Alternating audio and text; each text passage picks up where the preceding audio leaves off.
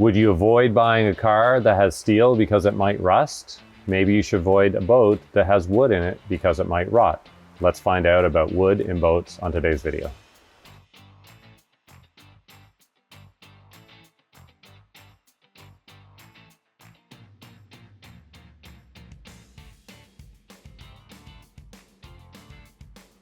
Hey, I'm Sean from Lens Cove Lessons in Boating.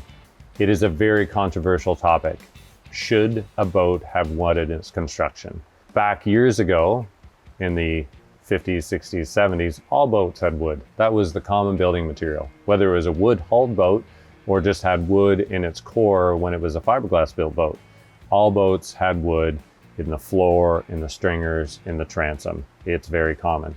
And actually, it's still very common today. A lot of really good boat manufacturers will still put wood in a new boat. So we get this question all the time. Should I avoid wood in a boat? And the answer is, it's really up to you. On today's video, we're going to talk about how a boat is built and where you might find wood, and some of the reasons that you might have wood in your boat and why it's a good thing, and some of the reasons you may want to avoid wood in a boat.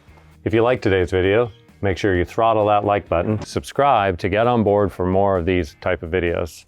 If you're buying a new boat and it has wood in it and you don't plan to keep it for 30 years, I would say wood in its construction is a non-issue, because unless you leave the boat out in the rain or it sinks or some dramatic reason that it gets wet all the time, the wood is very good, high quality marine grade plywood, and it will last for years and years. In fact, almost every new pontoon boat on the market still has a wood floor. Even though the pontoons are aluminum and the framing is aluminum, almost all pontoon decks are still marine grade plywood, and they can last for 30 or 40 years easily. So why might you avoid wood in a hull? Wood is an organic material. And just like wood in your home, wood on your deck, wood anywhere, it will over time absorb moisture and can deteriorate. Now, just like pressure treating on your deck, marine grade plywood has a pressure treat in it that will keep it robust and strong for years to come.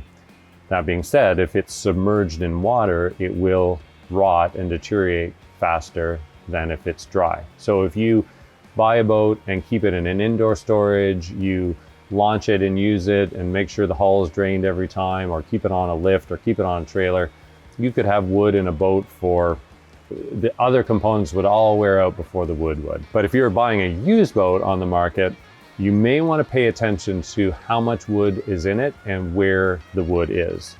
Particularly, you're going to find wood in a lot of seat bases, hatch covers, and floors. You also may find wood in the transom and the stringers and backing other bolted or installed components as a backing plate. Wood is a great material because it's relatively inexpensive, has a memory, so when you put a screw into wood, it will actually bind and hold that screw so it won't back out as easily. It's also very strong. Laminated wood together can be as strong as steel. It's also sound deadening, so it will absorb sounds and noises, and a wood boat is always a quieter boat than a boat with no wood. And lastly, a wood can take shock and reduce vibrations.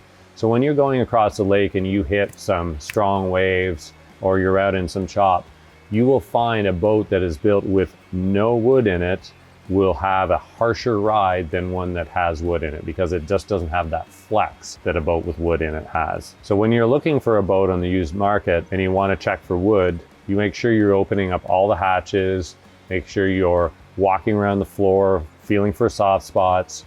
You're going to look under the seats, see if it's a plastic rotocast base or is it a wood base. And we find often it's not the structure of the boat that starts to deteriorate first. It's often those where the hinges are mounted on the wood seat. It's where the seat is bolted to the floor, and sometimes rot starts to penetrate through those screws and give you a bit of moisture in that hole, and then those things become loose. So those are the areas you're going to want to check first. Remember that if you're buying an older boat and maybe a larger boat, you may want to look at getting a marine survey, and you can watch this video on it here, because a marine surveyor is going to look for wood in its core, and it's going to do moisture metings to tell you if the wood is going to be problematic and structurally fail in the future. So should you buy wood in a boat? It's really not a big deal. There are still tons of manufacturers out there who build great boats, very high-end boats that have some wood in it. And there's a lot of manufacturers who swear you should never put wood in a boat, and you'll get both opinions. The one thing's for sure, if wood starts to rot in your boat, it's going to be very expensive for you to repair. And you can also know that if a manufacturer has a boat with no wood in it, almost guaranteed they're going to use it in their marketing, and you're going to find it in their brochure and materials and on their website. So in order to save money, you want to make sure that if you buy a boat that has wood in it, that it's sound and it's not going to cause you an expensive repair in the future. Thanks for joining us on today's Lens Cove Lessons in Boating. Make sure you subscribe to get on board for more of these type of videos. If you like today's video, make sure you throttle that like button, get out on the water, have fun, and stay safe.